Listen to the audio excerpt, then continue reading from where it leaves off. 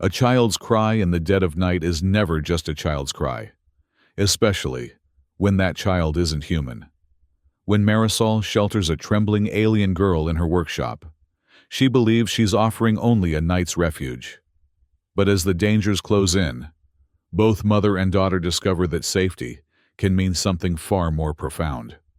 The industrial sprawl of New Aurora Colony stretched across the desert landscape of Sema 9, its 5th anniversary of founding, marked by the same smog-choked skies and neon-lit marketplaces that had characterized it from the beginning. The constant drone of hovercrafts overhead had become the soundtrack to daily life, a reminder that this world was advanced yet seldom kind to those who called it home. Marisol Vega wiped sweat from her brow as she tightened the final bolt on a salvaged hover unit. At 42, the former xenobiotech engineer had grown accustomed to the solitude of her cramped workshop on the colony's fringe. Surrounded by alien machinery in various states of disrepair, she found a certain peace in the quiet company of her ancient servitor drone, Jet, and the battered datapad full of schematics that rarely left her side. "Calibration complete," she muttered, more to herself than to Jet, whose optical sensors blinked acknowledgement. Maybe this one will finally fetch a decent price. Her focus had narrowed considerably in the years since being blacklisted by the Biotech Guild. Speaking out against slave trading had cost her everything: reputation, colleagues, financial security.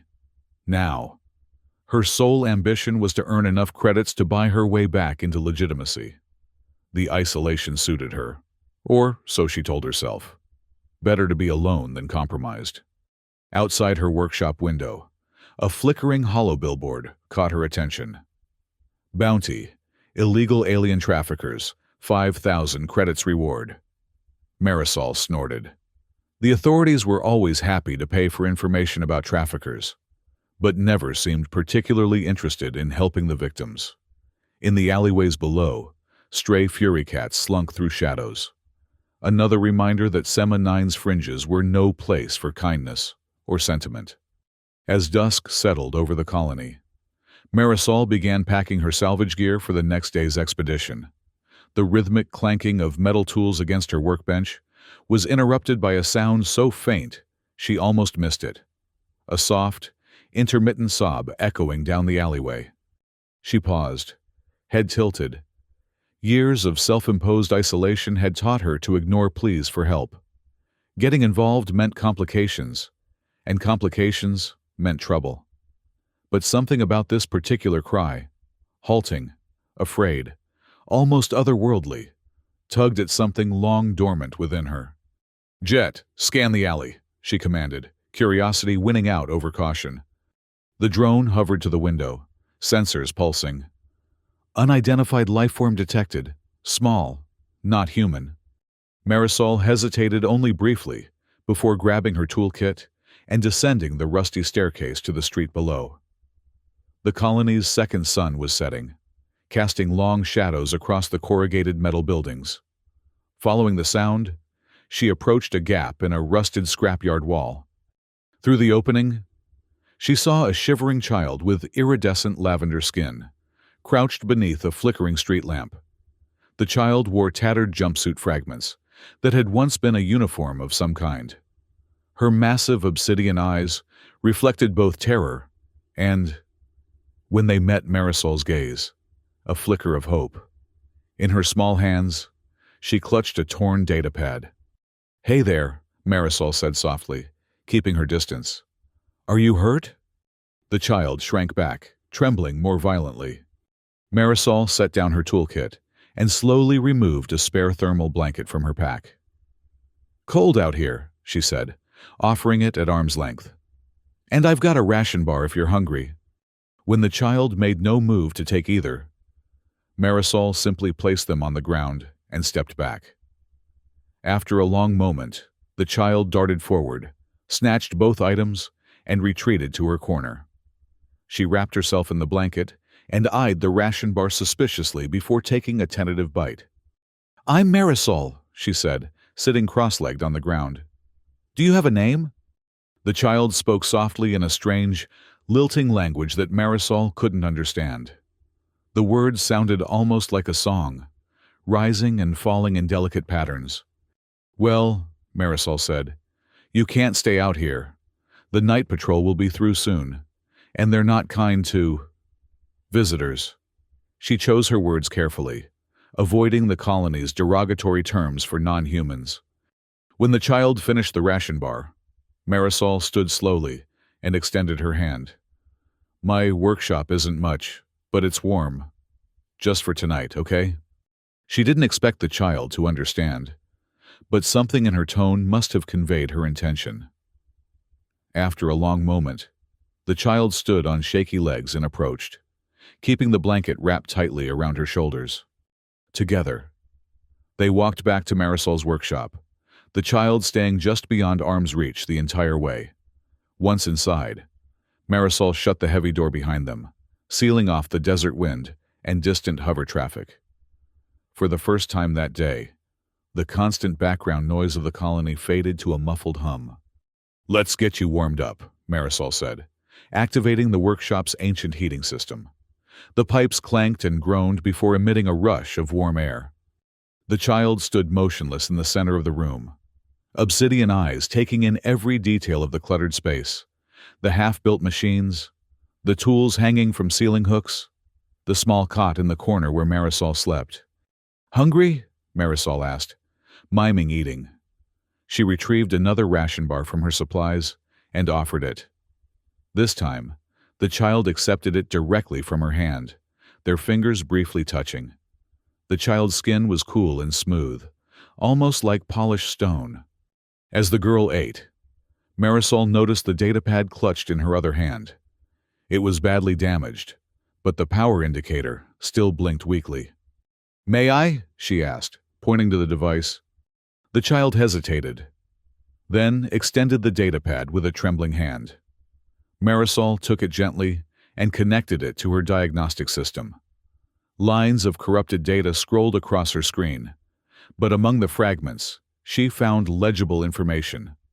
Subject, Luma, species Keyleth, status transit. And coordinates, location data for a place called the Iron Maw. The datapad contained fragmentary logs and several grainy photos showing armed men rounding up alien captives. The final entry was a location marker for the camp's last known position. Marisol's blood ran cold. She knew what this was, a slaver's camp, and this child, Luma, had somehow escaped from it. Her fingers tightened around the datapad. Helping an alien fugitive carried a death sentence under colony law. She could turn Luma in, collect the bounty, and be several steps closer to regaining her position in the guild. But as she looked at the child, Luma, huddled in the thermal blanket, something shifted inside her. Memories surfaced of a guild colleague who had once adopted a refugee child, only to have that child kidnapped by the same syndicates the guild tacitly supported. Marisol had done nothing then, had looked the other way as the guild claimed they couldn't interfere in local matters. "Luma," she said, testing the name. "Is that you? Luma?"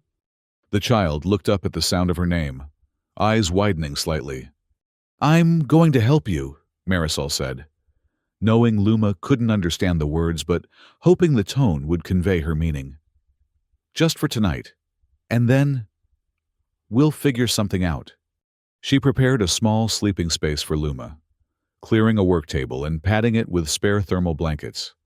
As she worked, a soft humming filled the room. Luma was singing to herself, a gentle melody that seemed to rise and fall like the wind. Marisol was about to offer her some water when Jet's sensors began blinking urgently. "Approaching patrol," the drone warned in its mechanical voice. "2 patrol sentinels, scanning for unauthorized life forms." "Hide," Marisol whispered urgently, pointing to a hidden alcove behind a stack of scrap panels. She had created the space years ago to conceal valuable salvage from guild inspectors. Now it would hide something far more precious. Luma seemed to understand the urgency. She scurried into the alcove, pressing herself against the wall as Marisol slid the panel back into place. leaving just enough space for air to circulate. Moments later, the hum of hover engines grew louder outside. Through the grimy window, Marisol could see the glowing sensors of two patrol sentinels sweeping the street. Their mechanical voices carried through the thin walls. Scanning, scanning. Unauthorized lifeform signature detected in this sector. Marisol's heart pounded. She forced herself to continue working on a thruster component, trying to appear casual as the sentinels hovered past her door. Their sensors pulsed, casting eerie blue light through the window. Signal fading, one announced after a moment. Continuing patrol route.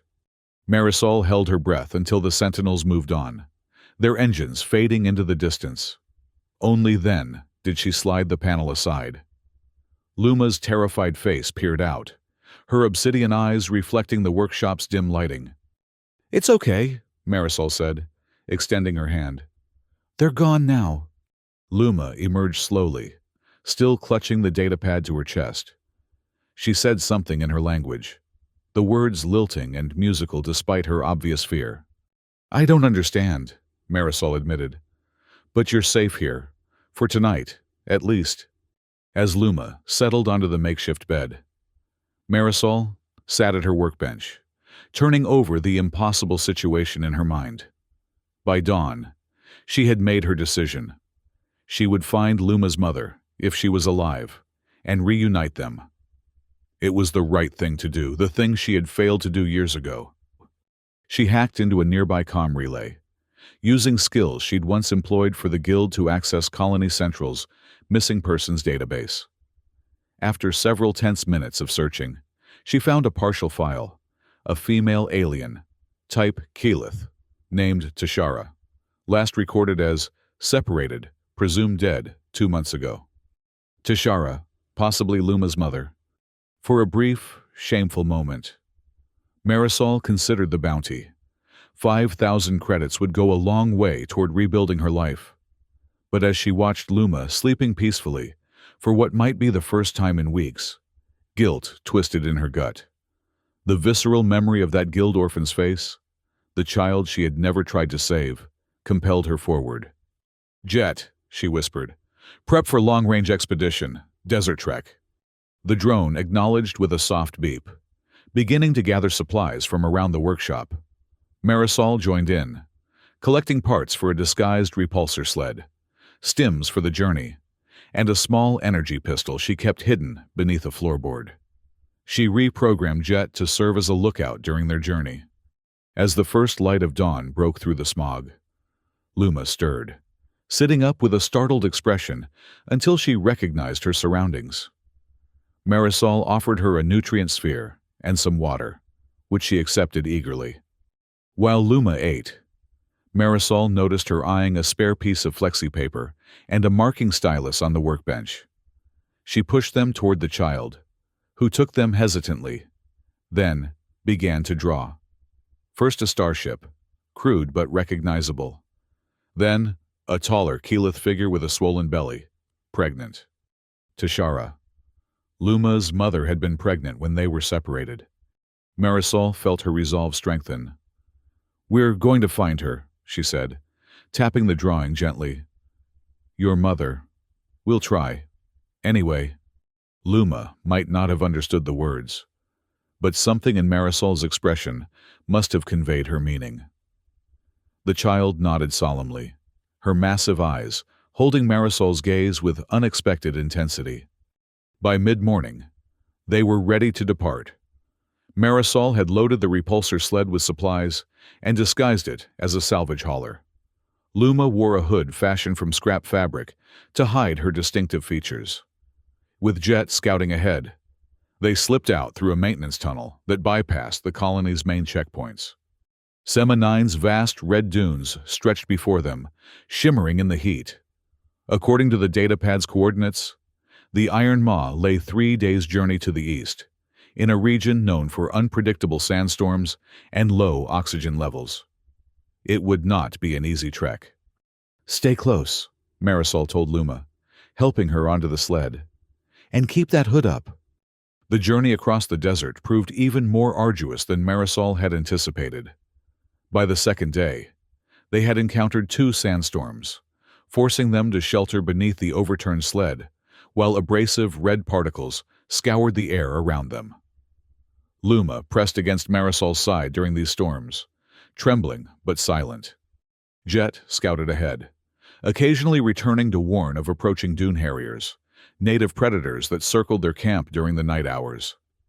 Marisol kept the energy pistol close, firing warning shots when the creatures ventured too near. As they traveled, panic gnawed at her thoughts. What if Tashara was dead?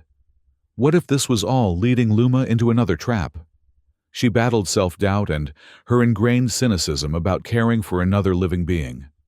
Years of isolation had left her ill-prepared for the responsibility of protecting this child. On the 3rd day, as they crested a massive dune, Jet's sensors detected movement ahead. Marisol signaled for Luma to hide beneath the sled's storage compartment, then crawled forward on her belly to the dune's ridge. Below, at the ransacked outskirts of what must have been the Iron Maw, 2 heavily armed mercenaries were scavenging through the ruins. Their hoverbikes, equipped with mounted blasters, were parked nearby. Through her binoculars, Marisol could see the insignia on their shoulder plates, the same symbol that appeared in the datapad's photos of the slavers. She slid back down to Luma. "We need to be very quiet," she whispered, miming silence with a finger to her lips. "Bad men down there." Luma nodded, eyes wide with fear. She clutched the datapad tightly against her chest. They waited until dusk, when the mercenaries seemed to retire to a central structure for their evening meal. Marisol left Jet to monitor the sled, while she and Luma crept toward the compound's perimeter. The Iron Maw was a jumble of corrugated metal structures, many partially collapsed. Emergency lights flickered erratically, casting long shadows across the sand. Marisol led Luma through a gap in the outer wall, both of them moving as silently as possible across the compound's grounds. They had almost reached what appeared to be a command center when Luma's datapad emitted a sudden ping, detecting proximity to a related device. The sound, though soft, echoed in the stillness. One of the mercenaries appeared at a doorway, weapon raised. "Who's there?" he called, sweeping a powerful light across the yard. When the beam caught Luma's distinctive lavender skin, the man's posture changed immediately. Well, he said, his voice hardening. "Look what we have here. A runaway asset." His eyes fixed on the datapad. "And she's still got the tracker. Lord Varn will be pleased." The second mercenary emerged, his blaster already drawn. "Hand over the Keyleth child and that datapad," he demanded. "Do it now, and maybe we don't have to report you for harboring alien contraband." Marisol positioned herself between the men and Luma. "She's not contraband," she said, her hand moving slowly toward her concealed pistol. "She's a child. Worth more than you'll see in a lifetime," the first man sneered. "Last chance. Hand her over." Marisol drew her pistol in one fluid motion, firing a stun round that struck the first mercenary's repulsor pack. It sparked and fizzled, the malfunction sending him staggering backward. "Run!" she shouted to Luma, pushing her toward a collapsed corridor to their right. The second mercenary fired, his blast scorching the ground where they had stood moments before. Marisol returned fire as she ran, forcing him to take cover. Luma fled into the dark corridor, Marisol close behind. They navigated a maze of twisted metal and fallen support beams, the mercenaries' shouts echoing behind them. At a junction, Luma hesitated, then darted down a narrow passage that Marisol might have missed. The child seemed to know where she was going, following some internal map or memory. Marisol had no choice but to trust her, ducking low to follow through what became an increasingly tight crawlspace. They emerged into a small chamber that might once have been an office. Dust-covered consoles lined the walls, their screens long dark. Luma moved directly to a piston-driven bulkhead in the far wall, her tiny fingers working at a hidden panel until it slid aside. revealing a small cavity. Inside was a battered recording module. Luma retrieved it with trembling hands and activated its playback function. A holographic figure flickered to life, a taller Keyleth woman with the same lavender skin as Luma, but adorned with crystalline tattoos that curved down her arms. "This is Tashara of the Keyleth Artisan Guild," the figure said, her voice wavering. "If you've found this, please help my daughter Luma. The slavers captured us for my biotech knowledge. I've managed to help her escape. But I am..." The figure winced, clutching her side where dark fluid seeped through her clothing. "I am injured. They're keeping us in Sector 7 of the compound. Please, if there's any mercy in you." The recording cut off as Tashara collapsed. Luma's soft keening broke the silence. She reached toward the now empty space where her mother's image had been, fingers trembling. Marisol knelt beside her, understanding washing over her like a wave. Tashara had been mortally wounded while hiding Luma. The lullaby Luma sang wasn't just a comfort. It was a memory of her mother. "We'll find her," Marisol promised, placing a hand gently on Luma's shoulder. "If she's alive, we'll find her." Outside, they heard the mercenaries regrouping, calling for backup. Jet's warning signal pinged on Marisol's communicator. The drone had detected incoming hoverbikes loaded with armed men. The slavers were calling in reinforcements, determined to reclaim their assets. "We need to move," Marisol said, gathering Luma close. "Stay with me, okay?" They slipped back into the maze of corridors, Marisol consulting the compound schematic that flashed intermittently on Luma's datapad. Sector 7 would be deeper in the facility, past multiple security checkpoints. At the first checkpoint, they encountered a rusted auto-run gate. Marisol bypassed its circuits with tools from her pack, forcing the ancient door to slide open, just enough for them to squeeze through. Beyond it, they found a security control room, where she was able to access the main system. "Hold on," she told Luma, fingers flying across the console. "I'm going to seal the outer doors. Buy us some time." She reactivated an ancient security door sequence, watching with satisfaction as heavy blast doors descended across the main entrances. The triumph was short-lived. Alerts immediately flashed across the screen as the slavers hacked into the main relay, rerouting auxiliary power to force the doors open. "Time to go," Marisol said, grabbing Luma's hand.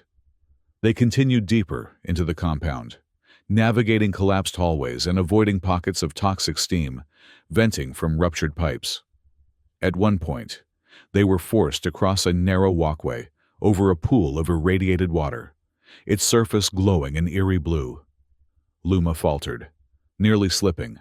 Marisol caught her just in time, pulling her back from the brink. In a narrow maintenance passage, Luma suddenly stopped, turning to Marisol with wide, hopeful eyes. "Mama," she whispered in Keyleth. Though Marisol couldn't understand the word, its meaning was clear. "I will find her," she replied, squeezing Luma's hand gently. Tears gathered in Luma's obsidian eyes, and something in Marisol's chest cracked open. All her reservations about forming attachments, all her carefully constructed walls, they collapsed in that moment. She no longer doubted her capacity to love this child, to risk everything to keep her safe. Following the datapad's map, they finally reached a heavy blast door, marked with Sector 7's insignia. Marisol overrode the lock, and they entered what appeared to be an abandoned medical bay. The room was eerily intact compared to the rest of the compound. Clean surfaces, functioning lights, and operational equipment. In the center stood a biodome, a glass enclosure overgrown with antigenic fungi once used in terraforming experiments. As they approached, Marisol spotted tattered bivouac gear and medical supplies scattered around the dome's entrance.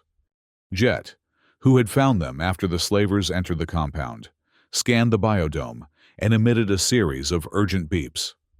"Life sign detected," the drone reported. "Weak but present." Luma rushed forward, pressing her hands against the biodome's glass wall. Inside, barely visible through the dense fungi, was a stasis pod, and within it, a figure with lavender skin. Tashara. She's alive, Marisol breathed, hardly believing it. Luma, your mother is alive.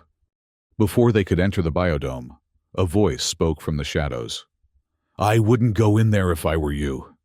A man stepped into the light, tall, gaunt, wearing a modified paramedic's uniform with guild insignia crudely removed. A hovering medical drone flanked him, its syringe attachment gleaming menacingly. Doc Garner, he introduced himself with a mocking bow. Chief Medical Officer of this little operation, or what's left of it. Marisol pushed Luma behind her. What have you done to Tashara? Kept her alive, for one thing, Garner replied. That's more than most would do for alien trash. She was nearly dead when they brought her in. Plasma wound to the abdomen, massive internal bleeding. I put her in stasis until Lord Varn could decide what to do with her. He gestured toward the pod. She's quite valuable. You know, Keyleth biotech artisans fetch a high price in certain markets. She's a person, Marisol snapped. And she has a daughter who needs her. Garner's eyes shifted to Luma, calculating. The missing child.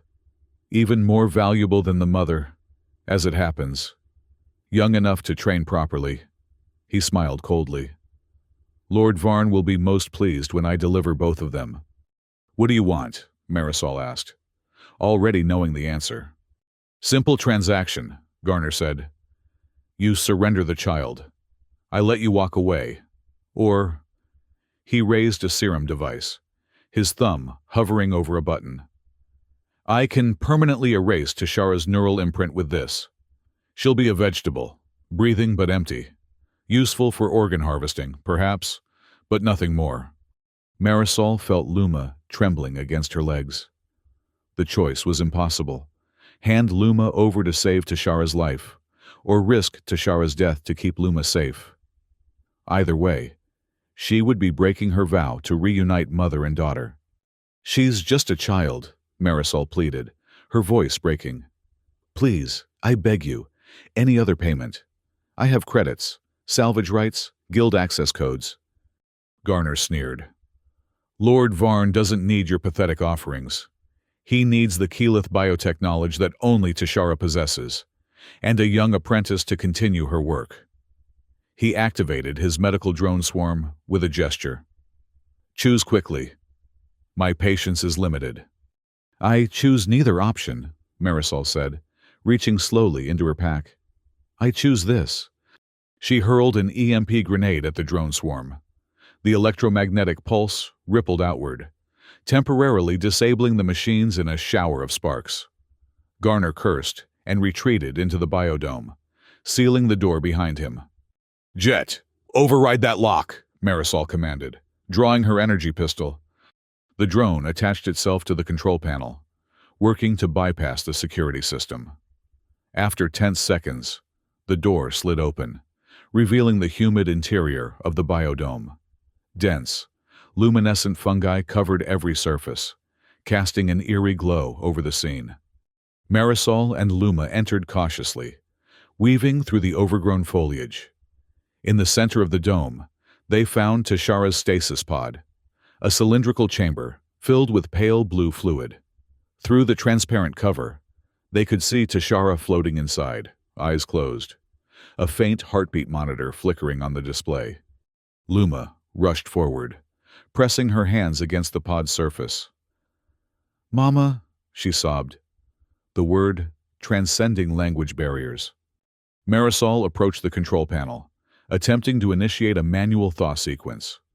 The system responded sluggishly, warnings flashing across the screen. Caution, unstable stasis field, lucent nanite degradation. Stand away from that pod, Garner's voice commanded.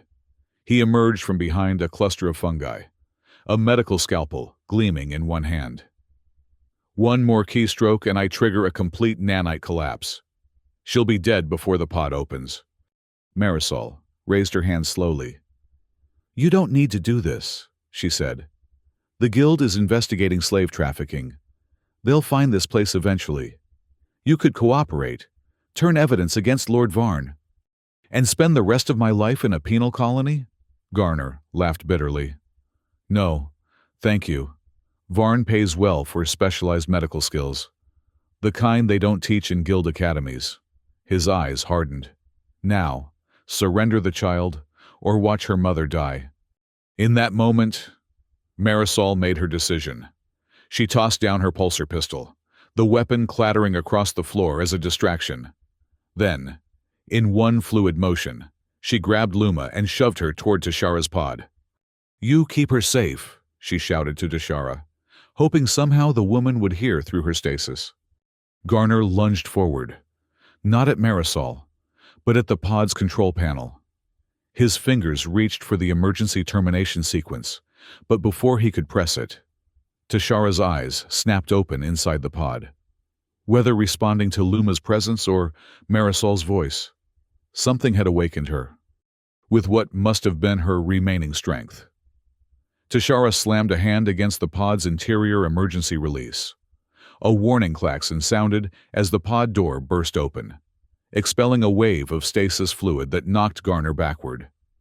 The sudden pressure change triggered the biodome's automated lockdown, sealing Garner inside a quarantine chamber as heavy shields descended.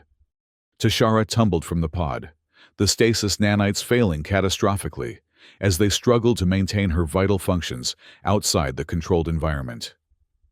Luma screamed, rushing to her mother's side as Marisol cradled Tashara's head.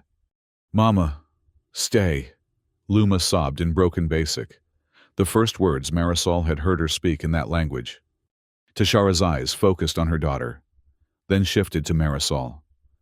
"Promise her," she whispered, her voice weak but melodic like Luma's. "Promise you'll give her a home." Marisol nodded through her own tears, a knot forming in her throat. "I promise," she said. "I'll protect her as my own."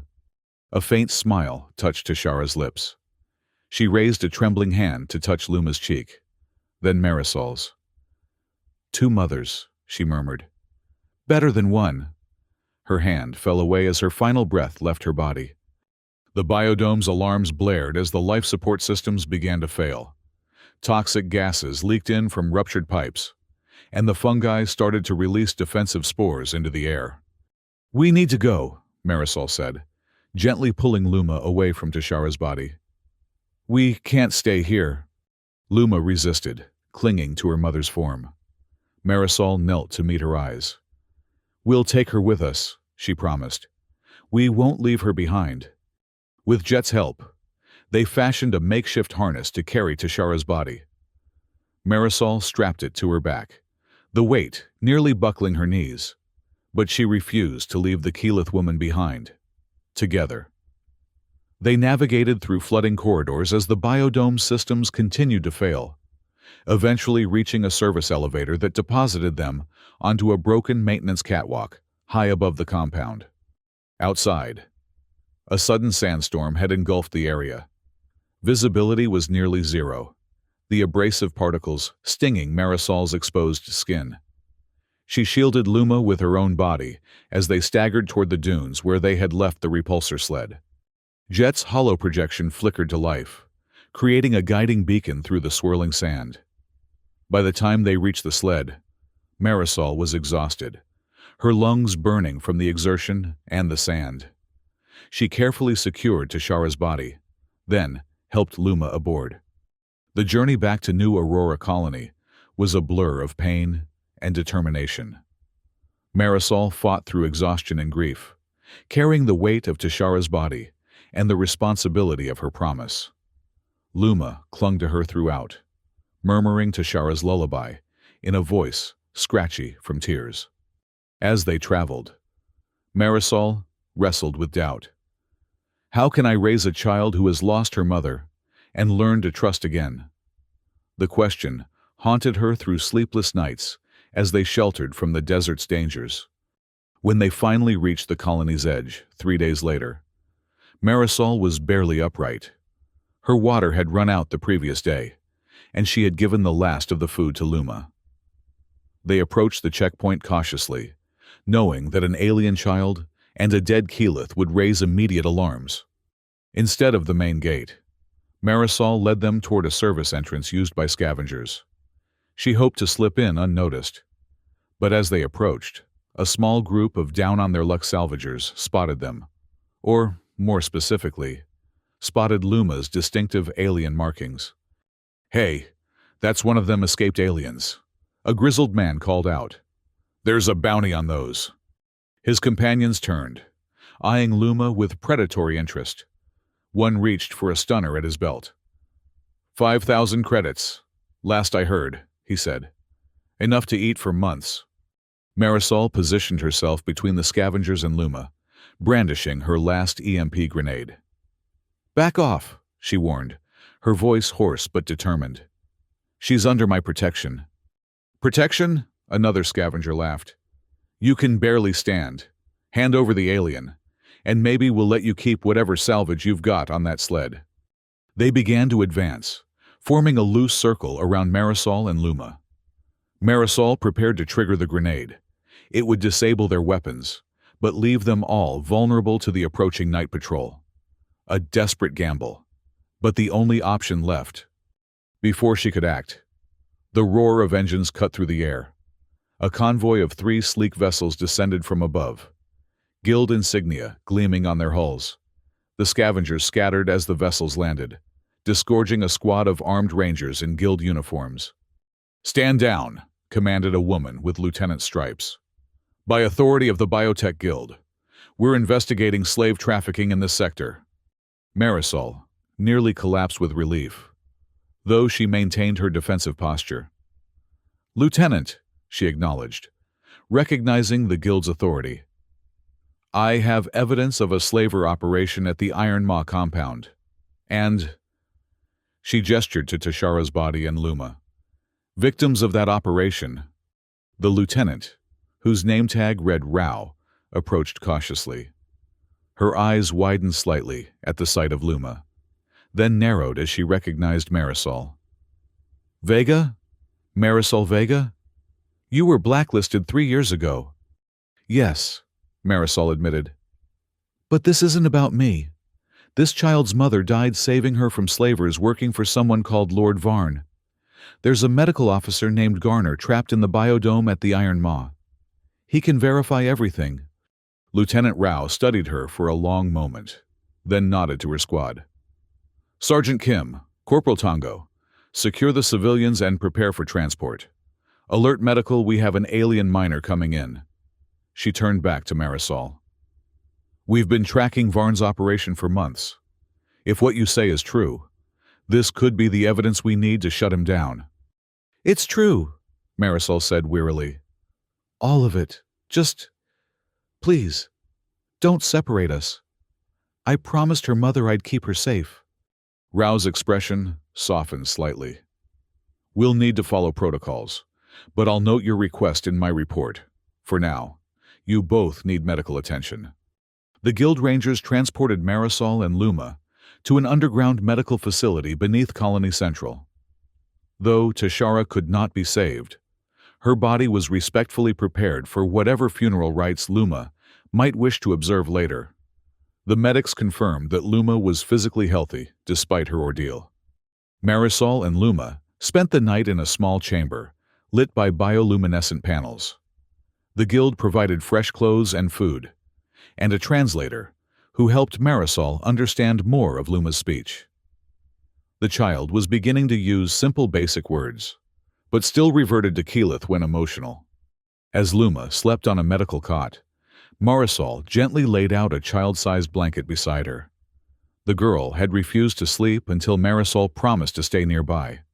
Now, in the quiet of the night, Luma drew a simple sketch on flexi paper provided by a sympathetic medic, a drawing of Marisol holding her hand.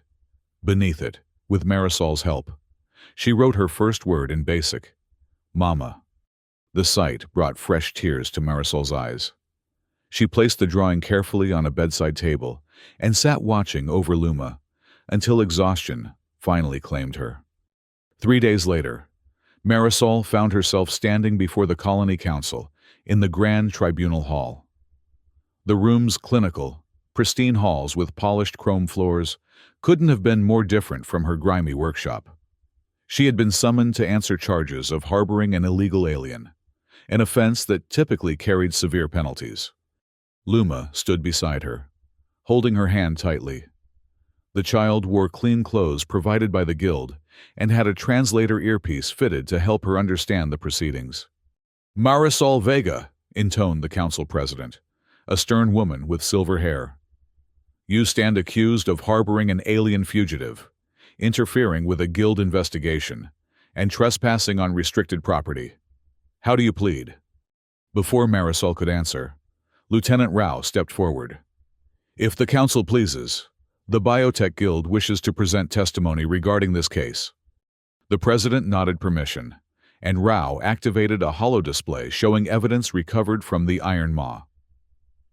The defendant, Marisol Vega, provided crucial intelligence that led to the capture of Dr. Elias Garner, a key operative in Lord Varn's slaver network.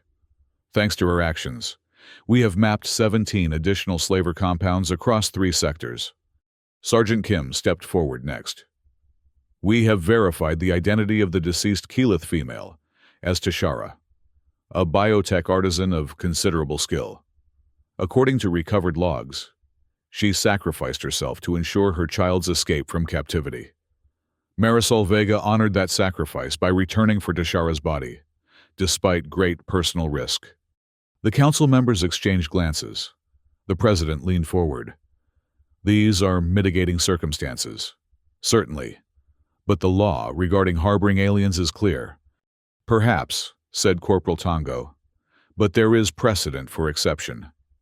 The Interplanetary Orphan Protections Law, passed last year, allows for temporary guardianship in cases where the alien minor has no living relatives and would face persecution if returned to their place of origin." A murmur ran through the council chamber. The president conferred briefly with her colleagues before addressing Marisol directly. "Ms. Vega, if granted temporary guardianship, would you be willing to assume responsibility for the Keyleth child?" Marisol squeezed Luma's hand gently. "I already have," she said simply. "I made a promise to her mother." After further deliberation, the council rendered its verdict. Marisol would be granted temporary guardianship of Luma under the Interplanetary Orphan Protections Law. Luma would be officially recognized as a refugee and placed in Marisol's care. The charges against Marisol were dismissed in light of her cooperation with the Guild investigation. As they left the tribunal hall, Marisol was surprised to find a small crowd gathered outside. News networks had broadcast Luma's story. Engineer rescues alien orphan, battles slaver ring. And the public response had been unexpected. Many colonists had sent gifts: children's clothes, stuffed bio-toys, solar-powered nightlights. Some neighbors who had once avoided Marisol now approached with apologies and offers of help. "People can change," Lieutenant Rao commented, escorting them through the crowd. "Sometimes they just need someone to lead by example." When they finally returned to Marisol's workshop, they found it transformed.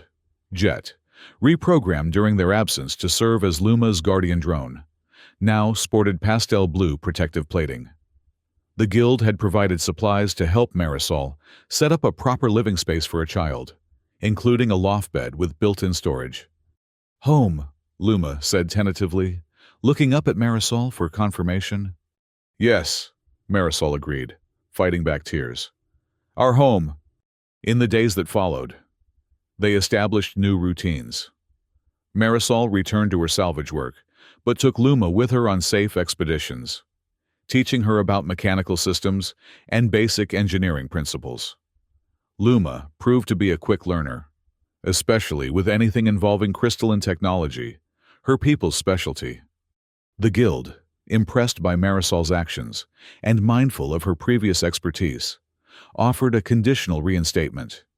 She would serve as a consultant on alien technology, with particular focus on dismantling slaver networks that exploited non-human species. The position came with a modest stipend and, more importantly, legitimacy. One evening, as Luma slept in her new loft bed, Marisol unpacked the few personal effects that had been recovered from Tashara's body. Among them was a crystalline pendant, a beautiful, intricate piece that seemed to capture and refract light in impossible ways.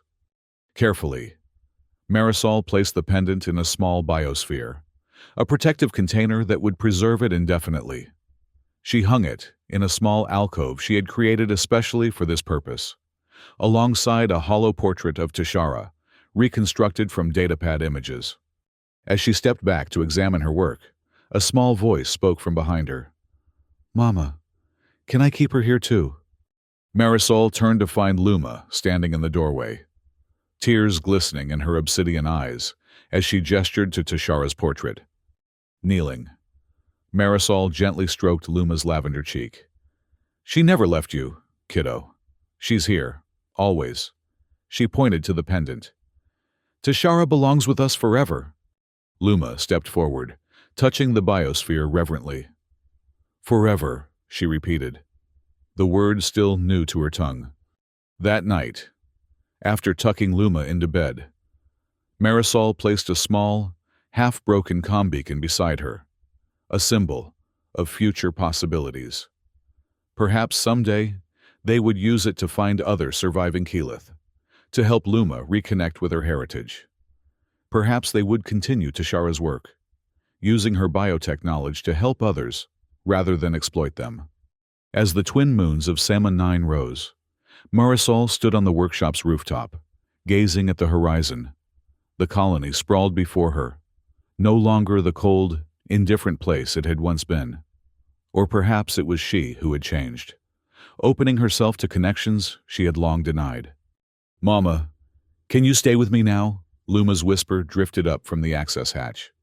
Marisol turned, smiling as she saw the child's sleepy face. She knelt, opening her arms, and Luma stepped into her embrace. Together, they watched the moons rise over the desert, united, resolved, and hopeful.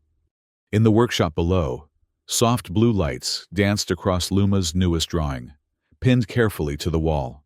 3 figures, Marisol, Luma, and Tashara, standing hand in hand beneath a golden sun. A family found in the most unexpected of circumstances. And from Jet's speaker, the soft notes of Tashara's lullaby played on, a melody that would follow them into whatever adventures awaited.